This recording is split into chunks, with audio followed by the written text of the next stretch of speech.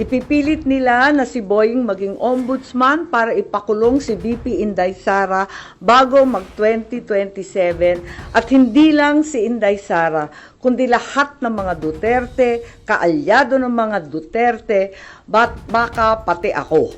Yan ay sa gitna ng paghihirap ng mga Pilipinong binabaha ng tubig, ng korupsyon at ng kawalang aksyon. Kaya nga sabi ni Chavit Singson, he was thinking na linisin niya yung pangalang Marcos, pero mas worse din pala yung ginagawa niya. Sabihin niya, hindi daw niya ini-expect na mangyari itong korupsyon na ganito.